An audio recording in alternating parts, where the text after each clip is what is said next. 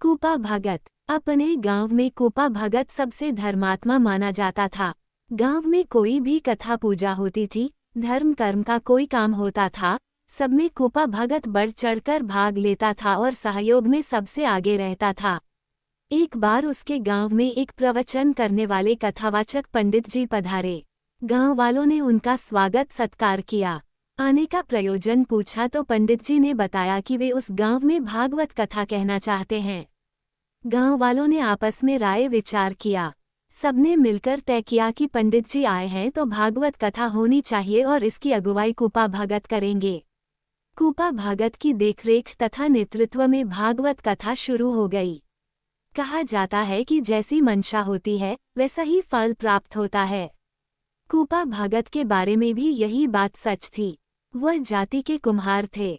उनका परिवार बड़ा था। बेटा, बेटी, पतोहू, नाती, पोता सबसे भरा पूरा परिवार था। पूरा परिवार मिलजुल कर काम करता था। सबके काम करने से कमाई भी अच्छी होती थी। नियमित आमदनी होने के कारण खाने पीने की कोई कमी नहीं थी। जब गांव में भागवत कथा शुरू हुई तो कूपा भगत बढ़ चढ़कर तन मन धन से सहयोग करने लगे। कथा सुनने के लिए वे सबसे पहले मंडप में पहुंच जाते थे। पूरे मनोयोग से वे पंडित जी का कथा वाचन सुनते थे। कथा समाप्त होने पर वे रोज 1 पैसा आरती में डालते और 1 पैसा आसन पर विराजते ठाकुर जी भगवान का स्वरूप पर चढ़ाते थे। सबसे अंत में वे कथा मंडप से उठते थे और सबके चले जाने के बाद घर लौटते थे। कुछ दिनों तक तो गांव के लोग कथा सुनने के लिए अच्छी भीड़ के साथ आते रहे। अगल बगल के गांव के लोग भी समय पर आते थे। धीरे धीरे आने वाले लोगों की संख्या घटने लगी। एक दिन ऐसा भी आया कि कथा सुनने वाले अकेले कूपा भगत ही मंडप में थे। कथा समापन तक अकेले ही कूपा भगत सुनने वाले बचे। कथा कहने वाले पंडित जी का मन छोटा हो गया। उन्होंने एक दिन बहुत उदास होकर कूपा भगत से कहा, अब लोग कथा सुनना नहीं चाहते हैं, इसलिए मैं कल कथा की पूर्णाहुति कर देना चाहता हूँ। कूपा भगत ने कहा, ठीक है। पूर्णाहुति में कौन कौन सामान लगेगा, किस किस सामग्री की जरूरत है, मुझे आप बता दीजिए। पंडित जी ने एक छोटा सी लिस्ट बना दी। कथा समापन की पूर्णाहुति के दिन कूपा भगत सारी सामग्रियों के साथ कथा मंडप में पहुंच गए। उन्होंने पूरी सामग्री पंडित जी को सौंप दी। पंडित जी ने पूर्णाहुति की कथा कही। कथा समापन की आरती हुई। उस दिन कूपा भगत ने आरती में 5 पैसे डाले। ठाकुर जी पर भी 5 पैसे चढ़ाए। पंडित जी जब आरती पूर्ण करके आरती में डाले गए पैसे और ठाकुर जी पर चढ़ाए गए पैसे उठाने लगे तो पंडित जी की प्रसन्नता का कोई ठिकाना नहीं रहा। भगवान की कृपा से और कूपा भगत की श्रद्धा से वे सारे पैसे अशर्फी हो गए थे। पंडित जी का रोम रोम खुशी से पुलकित हो गया। उन्होंने कूपा भगत को देखा और उनके मुंह से निकल गया, कूपा भगत, मैं तुम्हें आशीर्वाद देता हूँ कि अगले मंगलवार के दिन तुम सदैव स्वर्ग जाओगे। मंगलवार के दिन ठीक 12 बजे स्वर्ग से सजा धजा विमान आएगा और तुम्हें स्वर्ग ले जाएगा। कूपा भगत की धर्म में आस्था थी, भगवान में विश्वास था, इसलिए उसने पंडित जी की बात गांठ बांध ली। थका मांदा अस्त व्यस्त कूपा भगत घर आए।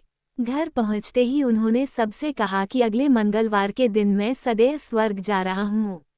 सब लोगों ने कहा कि कूपा भगत पंडित जी की बात सुनकर पागल हो गए हैं। किसी ने उनकी बात का विश्वास नहीं किया। दूसरे दिन सवेरे सवेरे ही कूपा भगत ने अपने स्वर्ग जाने की बात को पूरे गांव को सुना दिया। लोगों ने हंसी में उनकी बातों को उड़ा दिया, लेकिन कूपा भगत के मन में दृढ़ विश्वास था कि पंडित जी का वचन झूठा नहीं हो सकता है। कूपा भगत बेचैनी से दिन गिनने लगे। वे ठीक से सो भी नहीं रहे थे। वे उतावले थे कि जल्दी से जल्दी मंगलवार आ जाए। आखिर मंगलवार आ ही गया। उस दिन सुबह सवेरे ही कूपा भगत ने स्नान ध्यान कर लिया। वे नए कपड़े पहनकर तैयार हो गए। उन्होंने अपनी पत्नी से कहा कि वो पूरे आंगन को गाय के गोबर और मिट्टी से लीप दे। स्वर्ग से विमान आने वाला है, विमान आंगन में ही उतरेगा। भगत जी की पत्नी ने झड़पते और झपटते हुए कहा, तुम तो सनक गए हो, पूरे पागल हो गए हो, तुम्हारे साथ साथ मैं नहीं सनकूंगी। इतना कहकर कूपा भगत की पत्नी दूसरी ओर चली गई। कूपा भगत ने आंगन लीपने के लिए बारी बारी से हर बेटी और पतोहू से अनुरोध किया। इनकी बातों पर किसी ने ध्यान नहीं दिया और आंगन लीपने के लिए कोई भी तैयार नहीं हुआ। अंत में कूपा भगत की सबसे छोटी पतोहू ने कहा कि पिताजी स्वर्ग जाएं या नहीं जाएं, आंगन लीपने में हर्ज ही क्या है, मैं आंगन लीप देती हूँ। कूपा भगत की छोटी पतोहू ने गाय के गोबर से पूरे आंगन को लीप दिया। कूपा भगत बीच आंगन में आसन लगाकर बैठ गए। उन्होंने आग जलाकर उसमें तिल, जौ, धूप देना शुरू किया। उनके स्वर्ग जाने की बात गांव जवार में सब ओर फैल गई थी। सवेरे से ही उनके घर के पास भीड़ जुटने लगी। कुछ लोग उनके आंगन में आ गए। लोगों की भीड़ बढ़ने लगी। जो लोग आंगन में नहीं आ सके वे छप्पर पर चढ़ गए। जिसको जहां उठने बैठने की जगह मिल रही थी वे वहीं जगह ले रहे थे। सब अपनी अपनी घड़ी देख रहे थे। सबको 12 बजने का इंतजार था। सबके भीतर उस अनहोनी को देखने की बेचैनी थी। सब लोग बेसब्र थे, धक्का मुक्की कर रहे थे। और इधर कूपा भगत पूरे मौन में थे। वे बड़े इत्मीनान से होम हवन किए जा रहे थे।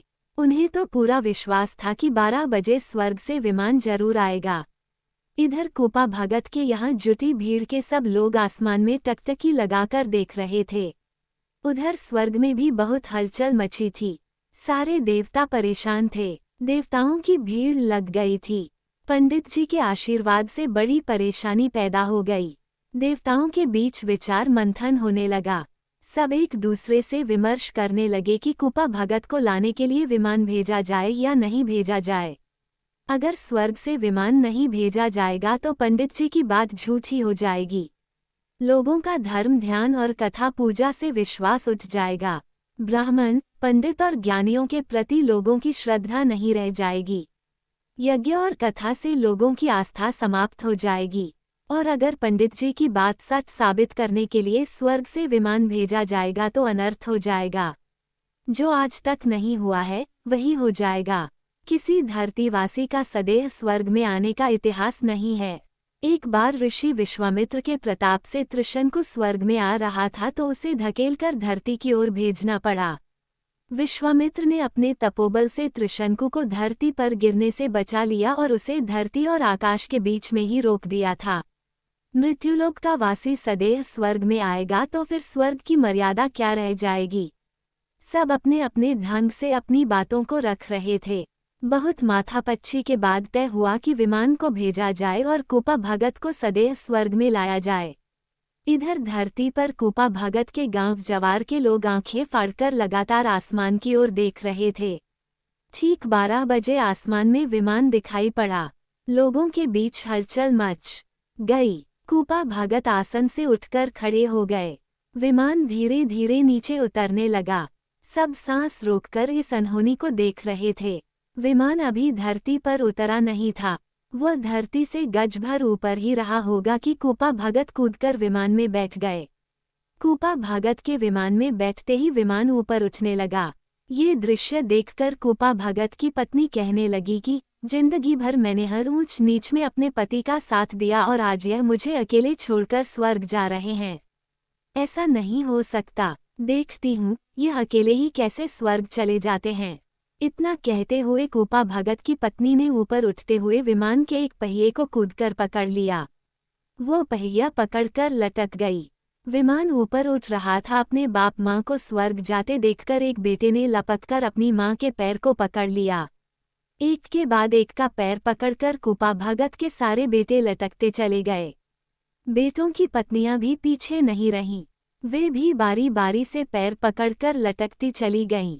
अब परिवार के सारे लोग स्वर्ग से आए हुए विमान से लटककर स्वर्ग जा रहे हैं। ये देखकर गांव के लोग भी रुकने के लिए तैयार नहीं थे। गांव जवार के लोग भी एक के बाद एक कूद कूद कर लटकते चले गए। विमान ऊपर उठते हुए उड़ने लगा। उड़ते उड़ते आंख से ओझल हो गया, मगर लोगों के लटकने का सिलसिला जारी रहा। एक तरह से स्वर्ग में सीढ़ी लगने जैसा दृश्य हो गया। स्वर्ग के देवताओं ने जब ये दृश्य देखा तो वे सिर पीटने लगे।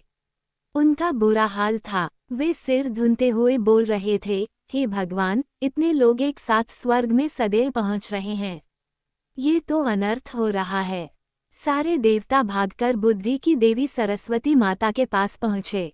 सबने माता सरस्वती से एक स्वर में कहा, माता, जल्दी कोई उपाय कीजिए, नहीं तो स्वर्ग की मर्यादा समाप्त हो जाएगी। माता सरस्वती कोपा भगत की पतोहू की जीभ पर बैठ गईं। स्वर्ग की ओर उड़ती हुई पतोहू ने अपनी सास से पूछा कि माए जी, धरती पर तो हम लोग हड़िया, खपरा, घड़ा, सुरही आदि आदि बना बनाकर बेचते थे। उसी की आमदनी से परिवार और जीवन चलता था। वहाँ स्वर्ग में हम लोगों का खर्च वर्च कैसे चलेगा? सास ने झिड़की देते हुए कहा, अरे कर्महीन, यहाँ धरती पर तो हम सब छोटा छोटा बर्तन बनाते थे। स्वर्ग में बड़ा बड़ा बर्तन बनाना पड़ेगा। बड़े घड़े का आकार बताने के लिए जैसे ही कूपा भगत की पत्नी यानी कि पतोहुओं की प्यारी सासू माँ ने अपने दोनों हाथों को फैलाया, वैसे ही तत्क्षण उनके हाथ से विमान का पहिया छूट गया। सारे के सारे लोग धड़ाम से नीचे धरती पर गिर गए और उधर विमान उड़ता हुआ कूपा भगत को लेकर स्वर्ग में पहुंच गया। आस्था बड़ी बलवती होती है। सच्ची आस्था से नहीं होने वाला काम भी पूरा हो जाता है। कूपा भगत की धर्म के प्रति दृढ़ आस्था और देवता में अटूट विश्वास ने ही उन्हें सदैव स्वर्ग में पहुंचने का अवसर दिया। सच्ची भक्ति से प्रसन्न होकर ईश्वर भी अपनी परंपरा और नियम बदल देते हैं। बिना आस्था के मनुष्य जीवन का सच्चा आनंद नहीं प्राप्त कर सकता है। कूपा भगत सच्चा और पक्का ईश्वर भक्त था, तभी तो उसे ईश्वर ने स्वर्ग के ऐश्वर्य के बीच रहने का अवसर प्रदान किया।